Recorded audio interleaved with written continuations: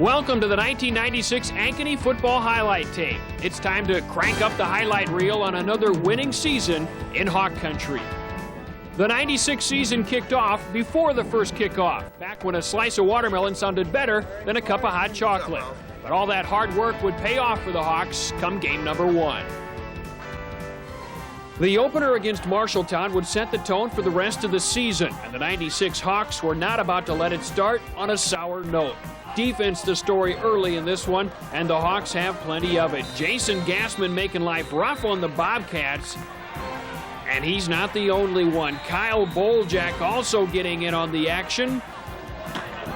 And Daryl Rouser wants part of the fun as well, as Ankeny and Marshalltown play to a scoreless tie at the end of 1. And then early in the second quarter, the defense comes up with the first big play of the game. Jason Hill jars the ball loose, and Shane Frisk pounces on it.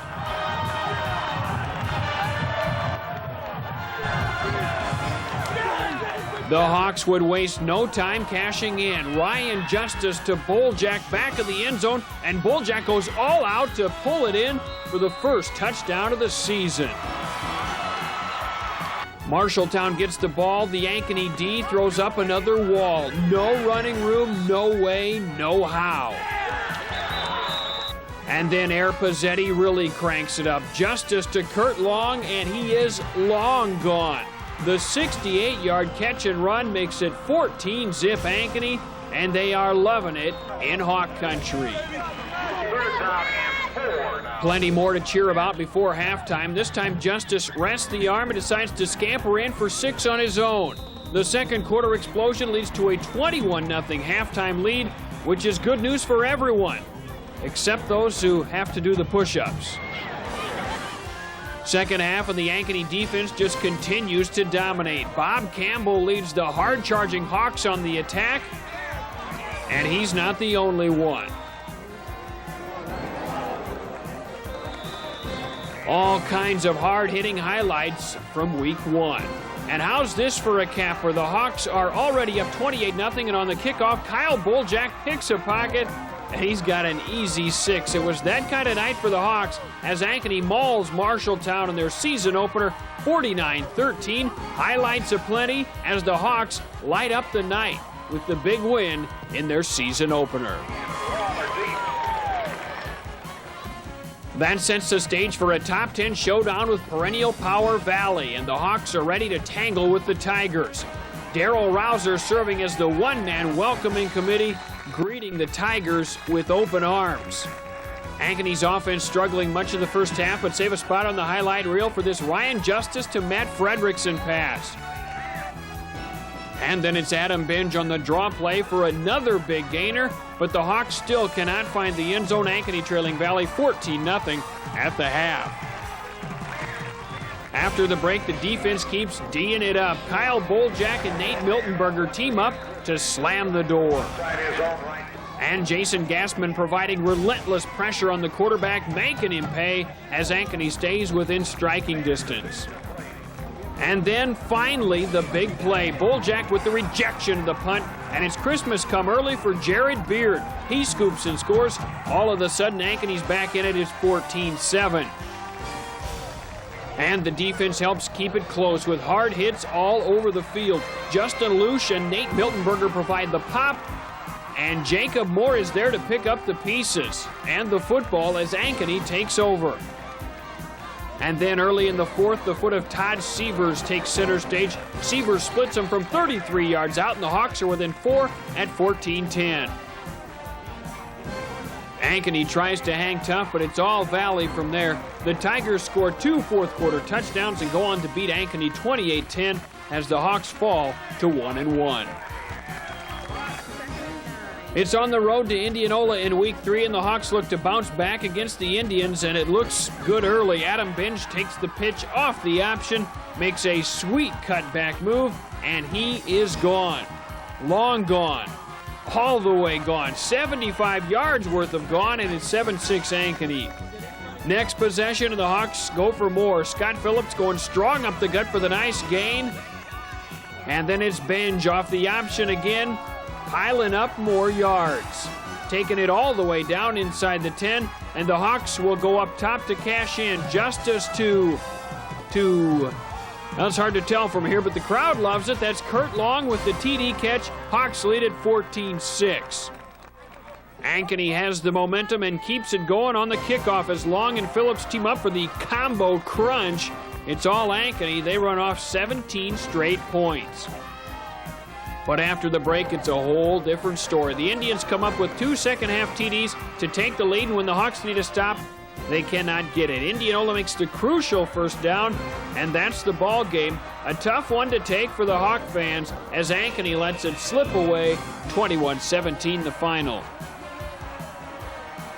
An Ankeny team desperate for a win does not look up to the task the following week in Urbandale as the Hawks fall behind the Jayhawks 21-zip in the third. But the true character of this Ankeny team is about to come front and center. Adam Binge breaks it big, and he is gone. Not to mention, he is tough to keep up with for the cameraman. Binge, 57 yards for the score, and the comeback is underway. Now it's the defense's turn to get in on the action. Big Clay Newman swats down the pass attempt. And then Jason Gassman introduces himself to the Urbandale backfield, and the momentum is shifting. Back on offense and back to the end zone. Ryan Justice to Brett Adams, 10 yards for another score. That cuts the gap to 7. And now the defense must get it back, and once again, it does, thanks to the play of the Ankeny secondary. And the Hawks continue to own the fourth quarter. Justice to Matt Fredrickson. Number 80 takes it all the way down inside the 5-yard line. And from there, it's up to Scott Phillips, and he does not disappoint. Number 34 barrels in for the score, and the score is 21-all. Now the Ankeny defense has to hold in the final minutes, and Chaney Smith is up to the challenge. The junior records 2 sacks at crunch time to send this game to overtime, tied at 21. In the OT, the Hawks get it first, and they get it in. Justice to Kyle Boljak for 5 yards and a TD, and Ankeny leads it for the first time in the ballgame, 28-21. Urbandale would answer with an OT TD of its own, then go for 2 and the win, but the Ankeny D would have none of it. Let the party begin. A great come-from-behind win for the Ankeny Hawks as they jolt the Jayhawks 28-27 in OT to even their record at 2-2.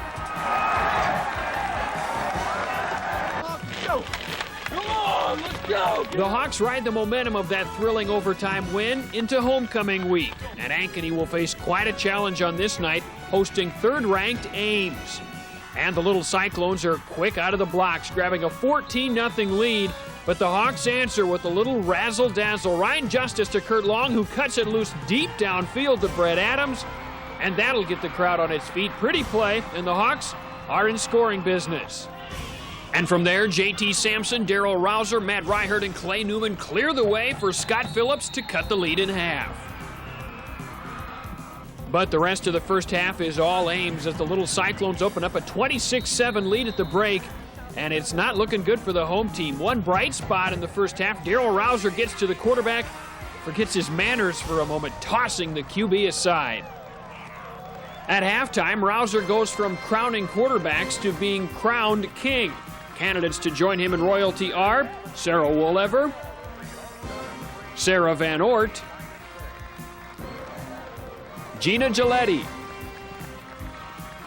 Sarah Clausen, and Pascal Bonifil. And the crown goes to Sarah Wolever. There you have it, Queen Sarah Wolever, the homecoming queen for 1996. Congratulations to Sarah and all the queen candidates. Sarah Van Oort, Gina Giletti, Sarah Clausen, and Pascal Bonifil. Back on the field, the Hawks come out like a team on a mission. Left side of the line blowing open a huge hole for Jason Gassman, who dishes out some serious punishment. And then the Hawks go up top. Ryan Justice lays it out there, and Brett Adams comes back to get it. That leads to a field goal, cutting the gap to 26-10. And then the Ankeny defense starts to dominate. Rouser stuffs the Ames running game. And Clay Newman does him one better, dropping the ball carrier for the big loss. More dominating D, Justin Luch jars the ball loose on this hit. And here's another Ames turnover. Mad scramble for the ball, and Cheney Smith recovers to give the ball back to the offense. And it doesn't take Ryan Justice long to cash in. He heaves it long to Kurt Long, and that's worth 6 more on the board.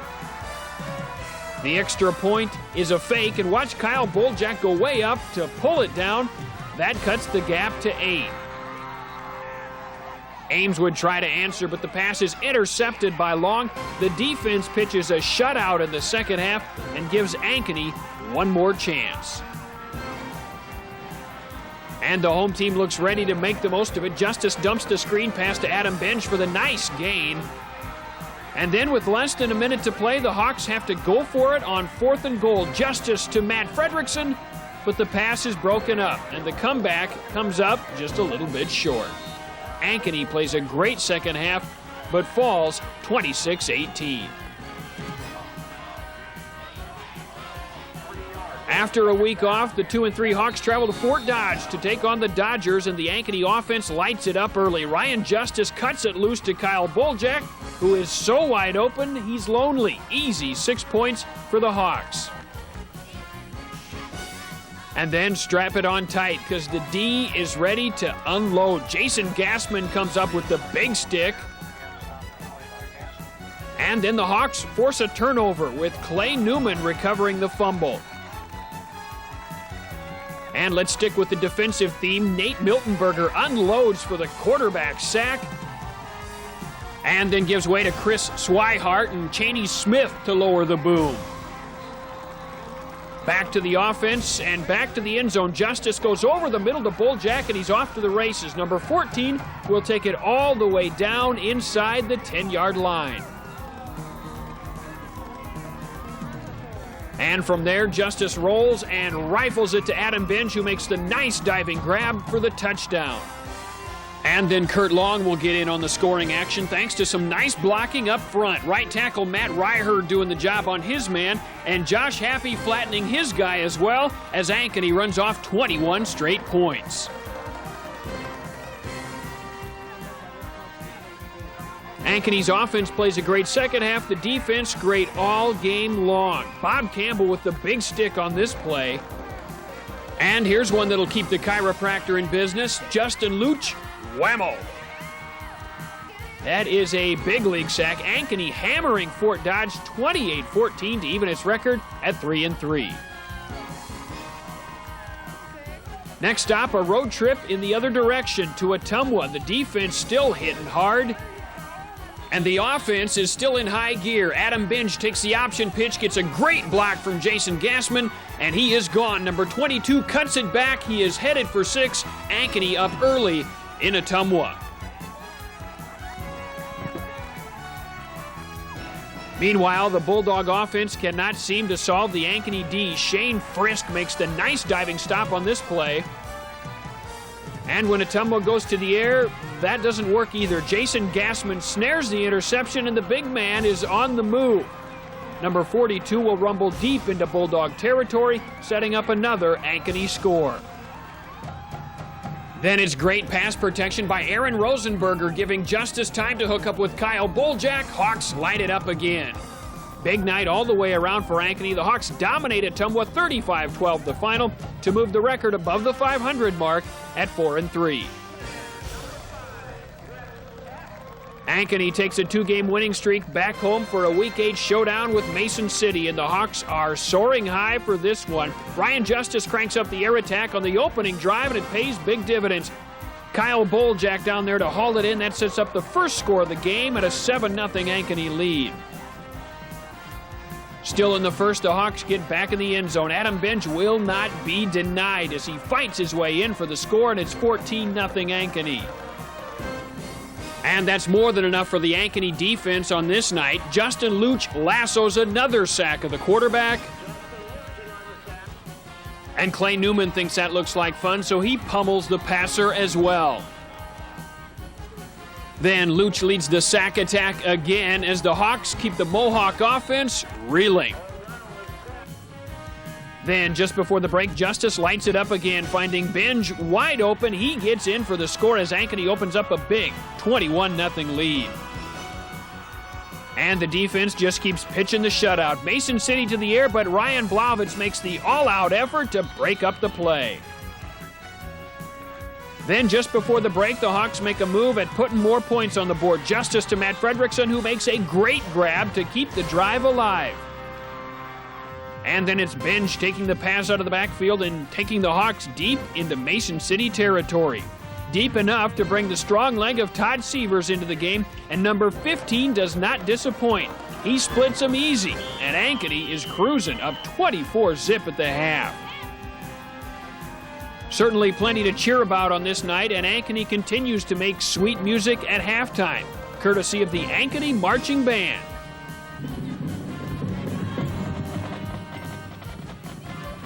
Kids of all ages marching to the beat on this special night in Ankeny. And after the break, the Hawks continue to dominate both sides of the ball. Justice hooks up with Fredrickson again as the offense stays on the move. And the D does its job as well as Ankeny makes it 3 straight in the win column to improve the record to 5-3. That 3-game winning streak has the Hawks thinking postseason play, but it will not come easy. Ankeny must win its season finale against perennial power Newton on a bitterly cold night at home. And before we kick it off, a very special night for senior players and cheerleaders at Ankeny High. It's senior night. They are honored before the ball game. Number 4, Kurt Long, son of Ron and Kathy Long. Number 5, Rex Adams, son of Rex and Robin Adams. Number 9, Shane Frith, son of Dennis and Jackie Frith. Number 14, Kyle Bojak, son of Jim and Julie Bojak. Number 20, Jared Drew, son of Ron and Sandy Drew. Number 21, Ryan Blavitz, son of Rob and Kathy Blavitz. Number 26, Bob Campbell, son of Donna Campbell. Number 31, Jeremy Petlock, son of Stephen and Martha Petlock. Number 42, Jason Gaston, son of Charles and Ruth Gaston. Number 57, Chris Swihart, son of Deb Swihart. Number 65, Roy Robinson, son of Lawrence Swihart. Let's go, boys! Get it up now! Jason Hill, son of Brett Hill. Number 73, Josh Lickendale, son of Dale and Deborah Lickendale. Number 75, Matt Ryder, son of Bob and Victor Ryder. Number 76, Ross Bill, son of Russ and Diane Bill. Number 79, Alan Bruce, son of Mike and Karen Bruce. Number 82, Jason Boucher, son of Beverly Heitman. Number 84, Josh Happy, son of Terry Happy. Number 88, Chris Roberts, son of Jim and Sharon Roberts. And number 95, Kenny Smith, son of Robert and Michelle Smith. Our senior cheerleaders, Pascal Bonneville, daughter of Ann Harkin and Jock Bonneville. Jessica Blake, daughter of Joey and Jamie Blake. Megan Jennings, daughter of Rick and Becky Jennings. Sandy Long, daughter of Rick Jennings and Janelle Long. Our golden highlight, Amy Ashmore, daughter of Stephen Ashmore and Darlene and Stephen Van Ork. And Angie Erickson. And speaking of the Ankeny cheerleaders, they should also be congratulated for another successful season. Pictured on a warmer night are Pascal Bonnefil, Jessica Breka, Lisa Hale, Jody Harms, Erin Jagnandan, Megan Jennings, Mandy Long, and Ann Nixon. Thank you for all your high-spirited support. And then it's time to battle the Cardinals and Mother Nature on a see-your-breath kind of night in Hawk Country. And the Ankeny defense hands Newton a quick 3-and-out on its opening possession, and they like it on the Ankeny sideline. And when the Hawks get their hands on the ball, they are end zone bound. Ryan Justice to Brett Adams for the nice gain. And the offensive line leading the way for Adam Binge, who runs hard to keep the drive going. Then David Northwick and the rest of the offensive line give Justice time to get it to Kyle Boljak, who tippy-toes out at the 2-yard line. And from there, Jason Gassman will not be denied. He barrels in for the score, and it is 7-0 home team. But Newton would answer with 2 straight TDs, and the Cardinals are driving for a third late in the half. Joe Farron comes up with the big defensive play to help keep the Cardinals out of the end zone. And speaking of big defensive plays, Newton goes to the air to try and widen the gap, but Ryan Blavich says not tonight. He pulls the plug on the Newton search for 6 and gives Ankeny one more chance. And in true Hawk tradition, the home team puts forth a great effort. Jason Gassman simply refuses to go down. Number 42, like the Energizer Bunny, just keeps going and going and going.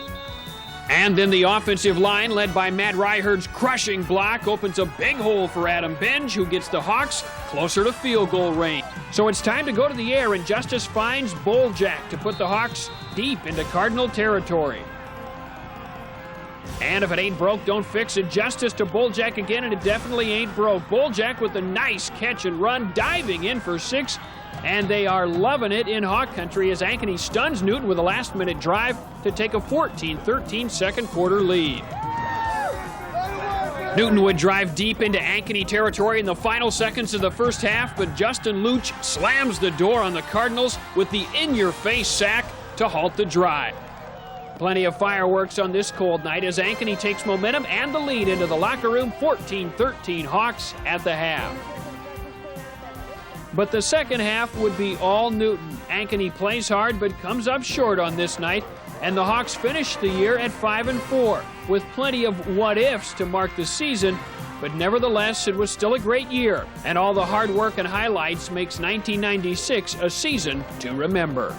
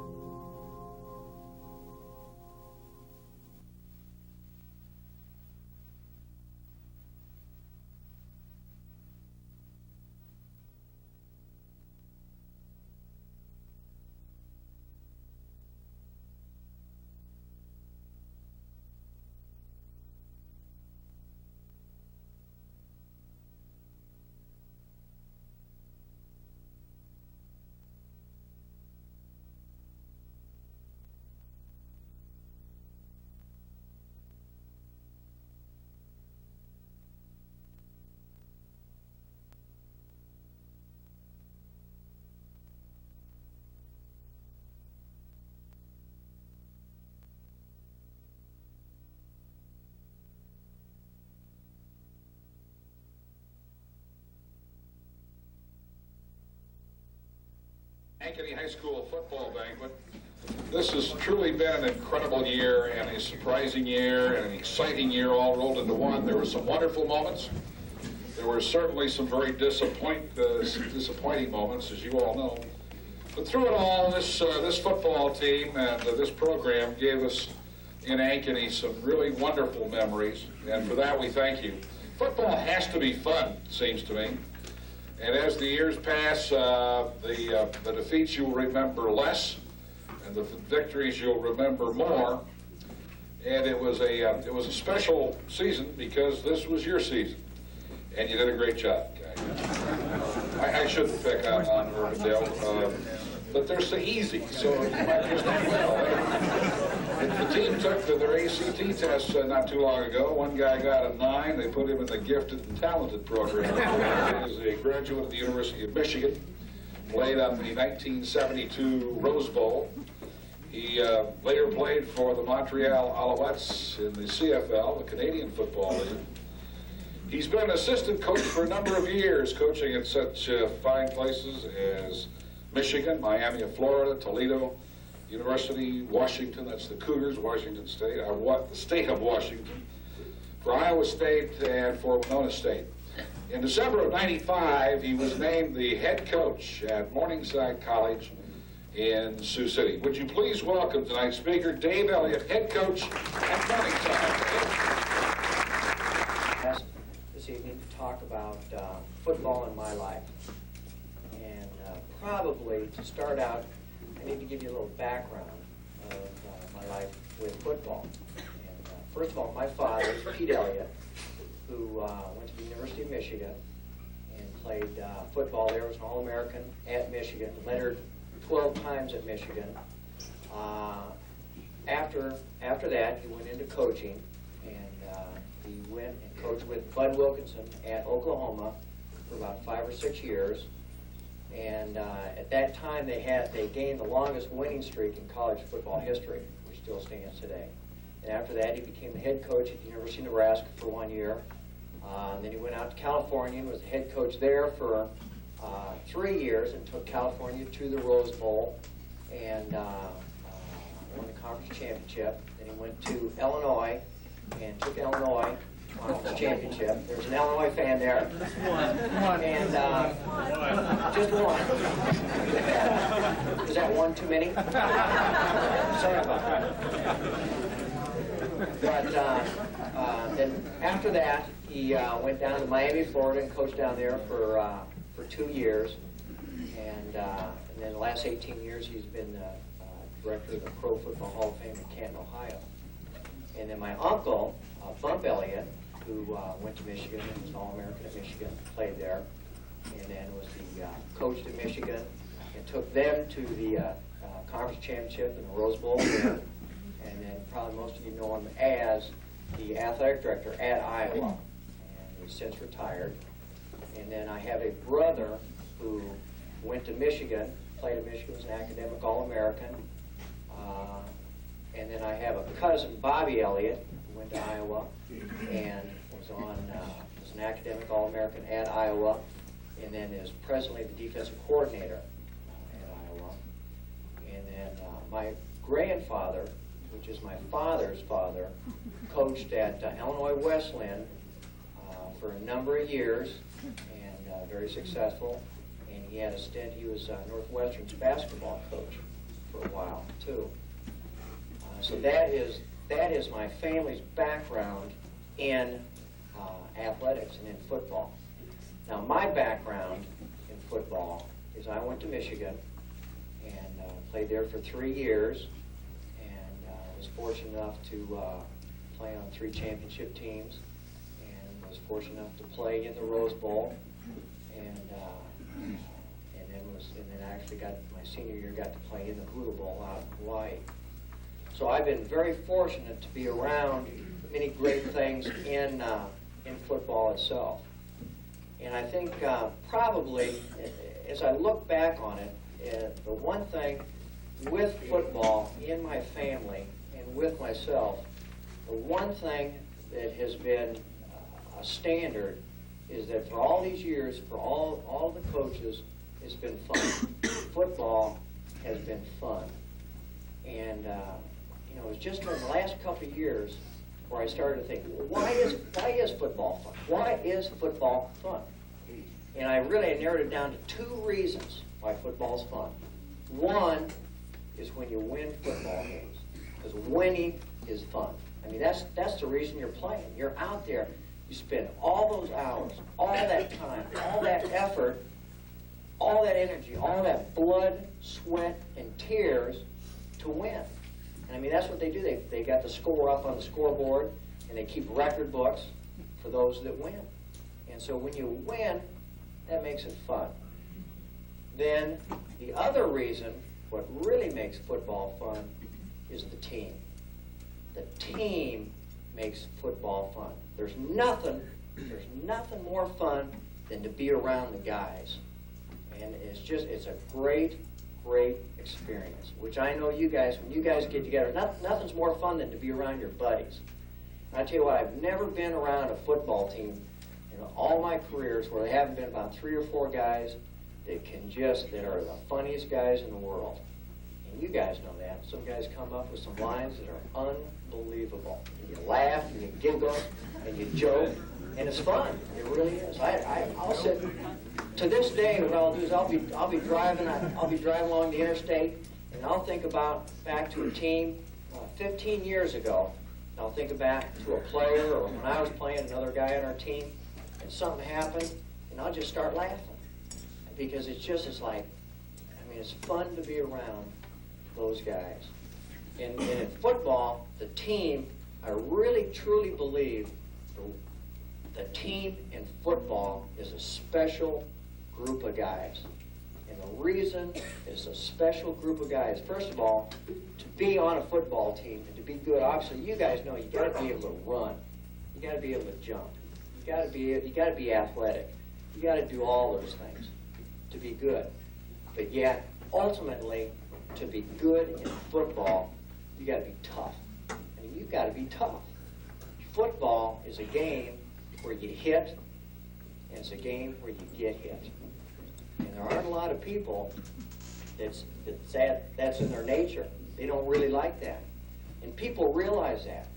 And when you go every day, when you go out to practice, and you're with your buddies there, and you hit your buddies, and you practice with your buddies, and then on Friday nights you go out with your buddies and you play games, and your buddy's sitting he's lined up right next to you, playing his heart out, and you're depending on your buddy to be there, you really develop a very special relationship.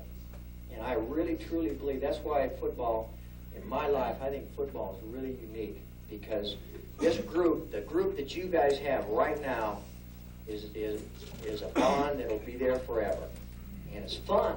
It's fun. It's fun to be a story, kind of a joke, but it's kind of what all coaches try and do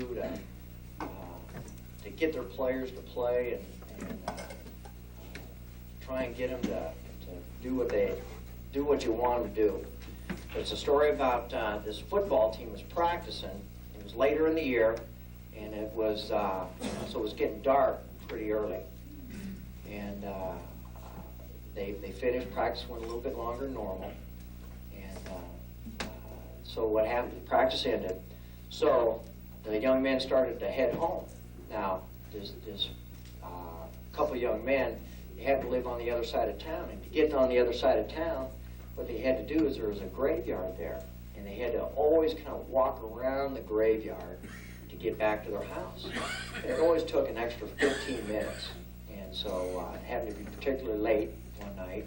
And the first guy got done. He got done with practice, got his equipment off, showered, and was heading home. As he's heading home, he thought, I don't want to walk around the graveyard. I think I'm going to walk through the graveyard. So he kind of headed through, and it was really dark that night. And as he was walking, there was a freshly dug grave. What he did is he fell into it, and he wanted to get out, so he scrapped and he scrambled and he scratched. He did everything he could to get out of that grave, and he couldn't get out of it. And he spent 15 minutes trying to get out of there. And finally he realized, hey, I can't get out of here. There's no way. So he thought, well, I just have to sit and wait till somebody comes along. So he kind of sat down in the corner of the grave, and about 3 or 4 minutes later, one of his other teammates came by. He did the same thing. He wanted to get home fast, but he was cutting through the graveyard. And as he was walking, he fell into the same grave. So he fell down in there. Now, the first guy knew the second guy was down there, but the second guy didn't know the first guy was there. And so he wanted to see what he was going to do. So that second guy, he was scrapping and fighting and clawing and scratching and doing everything he could do to get out of that grave. And after about 15 minutes, I mean, he was just exhausted. And he was standing there with his hands on his hips, looking up at the top of the grave, trying to figure out how he was going to get out of the grave. And the first guy walked up behind him, he didn't hear him, and he put his hand on his shoulder and said, "Buddy, it's no use, you can't make it out." And he did. So that's what we're trying to do, to get young men to try and get out of the grave. Thank you very much. Well, it was about 3 years ago, and I didn't really know if I'd ever make it to this point. It was about a week before the sophomore season started, and I decided I wasn't going to play football anymore. I mean, as you can see, I don't really have the body for it. But, I was up at Dairy Queen one night, and Coach Fontana was up there, and he had heard I wasn't going out. He said some things that made me go home and think that night. And I just thought about how bad I wanted to play Ankeny football. And a lot of you probably don't know Mark Henry. He graduated about 10 or so years ago, and I used to always go to the football games with his parents and watch him, and I used to always dream about being just like him and being down on the football field. I'm really glad I decided to do that. I just like to thank all the coaches all the way down, everything they've done. I'd like to thank the cheerleaders for all their hard work. And last, I'd like to thank the team. I know the season didn't go exactly how we wanted to, but we stuck it out. We were in it all the way to the end. Be part of this team for 3 years, and I thank everybody for that, coaches, parents, my parents, for all their support. I have a lot of memories, too many to all put in one night, but they'll be with me forever. Yeah. That's it.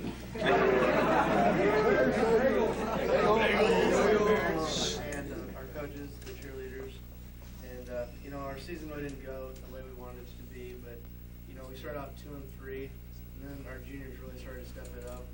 And we finished the season 3-1. I mean, I've been on the team for 3 years, and I thought our grades for the first time were mixed together. I mean, I have a lot of memories. Coach Becker, Coach Mazzetti, all those great memories. Start out by thanking my mom for doing all my laundry through all football season. I also want to thank the football committee for getting us all our food and everything after the home game. That was really nice. We appreciate it. I also want to thank the cheerleaders for everything you guys did for us. It was great. We all appreciate that also. I was at the state football championship this past Friday night, and as I was there, I was just thinking about our season.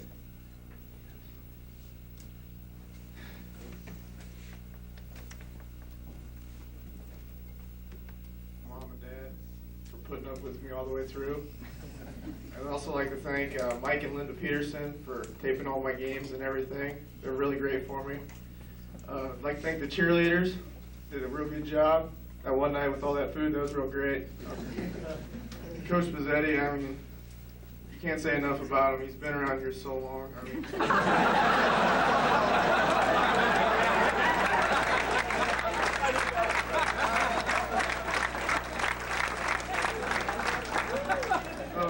he's been great. He's helped me out. I mean, he's taught me about, you know, hanging tough through everything and reaching your goals and stuff. I mean, I'm going to take everything that the coaches have given me and put it into whatever I do and my future plans. And what I got out of football was, I don't know, just keep working hard, you know, and, you know, and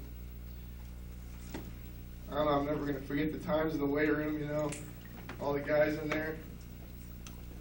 It's just I mean, the juniors coming up, you know, it just seems like yesterday I was walking in the door when I got in here today. I thought it was my junior year. It just seemed like yesterday I just walked in here. It goes fast. Justice live from Ankeny, Iowa. And on the back it says Ankeny After Hours, and it has the top 10 quotes, which probably wouldn't mean too much to some of the parents, but I'm sure the coaching staff and the players all know that it's kind of an inside joke. I'll start to read them and I'll try to explain what a couple of them mean. Okay, the first one, number 10, is Jamie and Dutch, and he had a real hard time learning Jeremy Betlock's name. He called him Jamie for about a month.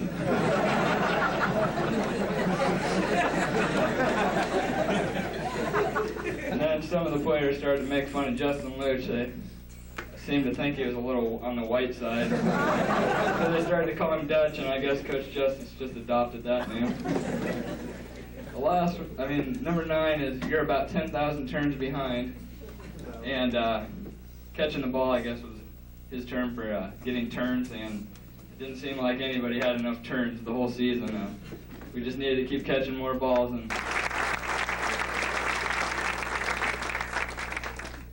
Well, as you noticed, we have become a more balanced team this year, with the pass and the run.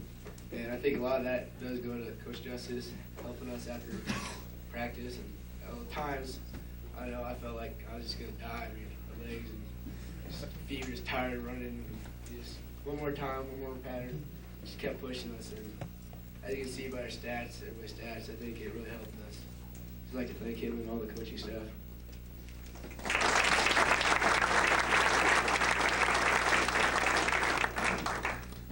Well, we just have a few things to give to the coaches here. Jackie Frisk spent a lot of hard time down on the field, as most used to know. About the little woman. About 5'3", she looks like she's still in high school. What's that hair?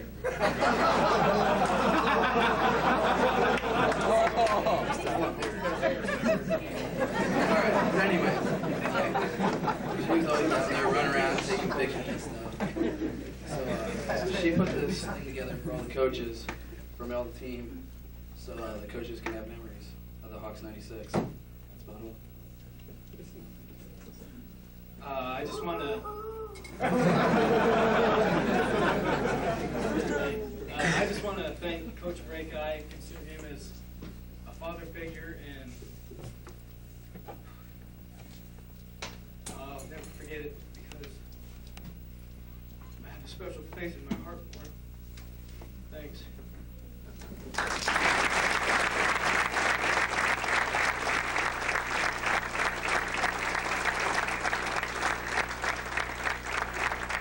Top reasons the Drake football team had a losing record during the Becker era.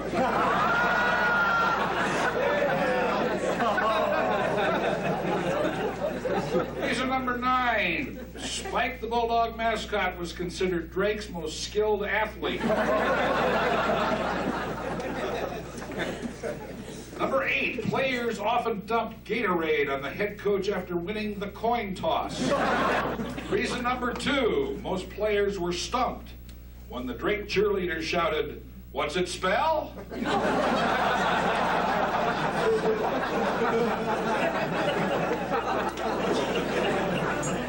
And reason number 1, the Drake football team had a losing record during the Becker era. The defensive team would usually leave during the 4th quarter to avoid traffic.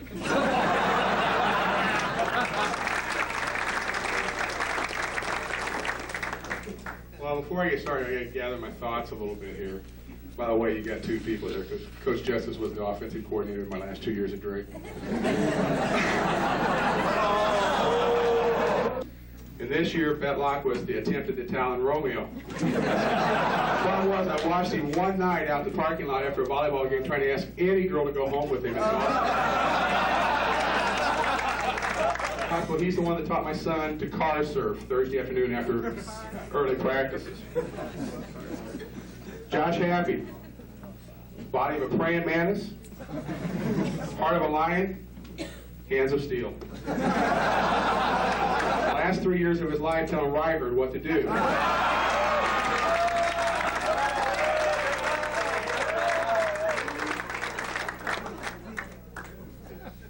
Matt Ryberg.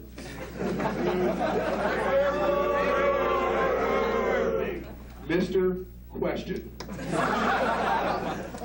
Coach Pizzetti, our time on the hill will be cut in half next year. Ryberg won't be there to ask questions unless he hands that sheet to Northwick, and he doesn't.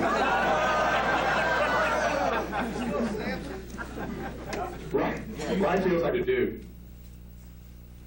Be a good citizen, be a good student, be a year-round athlete, and you will be a success. Younger, but he doesn't have to worry about 4th and 2. He just worries about, you know, he's married. Hold the microphone. He's married. He has to worry about the water bills, the police department, and things like that. You got an easy job, John. Thank you very much. He makes the paper more than we do. Even when we win. All right. Thanks, John. Coach Elliott, nice having you here. Great job. Enjoy talking to you. I'd like to thank all the parents for the entire season. You did a great job. I realize being a parent football player, I mean, just like the people that talk here tonight, I'm an emotional person, and they get up here and they say what they think, and we laugh and we have fun, and we go through some emotional experiences, not only in life, but with our team. The banquet committee, thank you for this great banquet. I want to thank our booster club reps, Ruth and Chuck Gassman, for everything all year. Every day I go to school, I have to make one phone call or one stop, and that's in Fred Smith's office. And Fred, thanks a lot for putting up with me, and I ask for a lot of things for our football team and for our coaches. Thank you much. Cheerleaders and sponsors, thank you much. You do a great job. John noticed your looks. I didn't think I was the only one. I know our stack crew, Bob Donnelly, Dick Basham, Rich Cruz, Brian Sharp, Rod Brannon, Kevin Cruz, thank you for everything all year. I noticed Rod's not here. He's a Miami Dolphin fan. They're on. Many teams would have made it with a 6-3 record or even a 5-4 record. Our 5-4 was the best 5-4 record in the state as far as the way they do the playoffs full points. As far as our team, you know, I think about the first game. We go out there, we score big. It was an easy victory. Marshalltown at that time had some problems with injuries and things like that. We come back and we play Valley, and the score is 14-10, and they're punting from their 10-yard line, and we get called for roughing the center. With 7 minutes left in the game could have went our way, but it didn't. And then, of course, the biggest disappointment of all, we go down to Indianola, and there's no doubt about it. You know, we're ahead 17-7, and we did not play very good football in the second half. But the thing about the whole thing, the character came out there. It came out with the coaching staff. It came out with the players, because you people came back and you played. I remember some certain things, you know. Someone mentioned that you always remember the victories. Well, I guess maybe as far as a coach, I remember the defeats maybe more than the victories. But I remember at Urbandale, when the sophomores were playing, it was raining outside. You guys were in the locker room, and the game was delayed, and it was delayed. And I have to go to the bathroom a whole lot before each game. And I kept going in there, and I would hear some of you different people talk. I mean, there were people talking that didn't even start. And I heard some of the things you were saying. You know, there was no doubt in my mind that, boy, our hearts were in the right place, and we were ready to play, and we were going to come back from what happened those 2 weeks before. You know, I knew we were ready. We go out there, it didn't go our way. We're down 21-0. 21-0, and came back and won the game in overtime. And I think maybe that was the start of things right there that really showed how much character that you people have. And anytime you're behind 21 and come back and win it, you know, you should be very, very proud. And you know, when you go Christmas shopping for your parents, and you drive past that Urbandale sign, You can smile and wave, you know.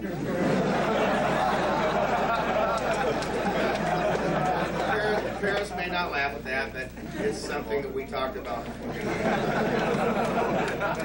But anyway, and then came the Ames game, and as you know, they were second state. We're on the 2-yard line and could not score at the end, and they beat us by a touchdown. The month of October was a great month. We were undefeated. We had 3 big victories with a very good Fort Dodge team that was 4-2 at the time, and a Tumwood team that was 4-2 at the time, and a Mesa City team that just got through defeating Newton. It was a great month, and if any team that I've ever been associated with, this team improved more than any team that we've ever had, and you should be proud. Of course, the Newton game, we were ahead 14-13 and did not play well the second half, but I would just like to say as a team, I thought we had a very successful season, and you people should be proud. Juniors, you have another season, year left, work hard. Coach Becker talked about the weight room and things like that. Go out for other sports, have fun in high school, and make yourself as good as you can be. Seniors, you have been great. In 2 seasons, we have been 13-6. You should be very proud of that, and any record in this league is outstanding. Because there are some good teams in this league that have under 500 records, because it's just that tough. We had one team in this league that did not win a game this year in our division, but they 50-pointed the 2 teams in the other league. So I think, like I said, you know, being 13-6, a championship as juniors, and, you know, I think it's been a great effort, and you're great young men. You are a credit to our program, and we will miss you much. Good luck.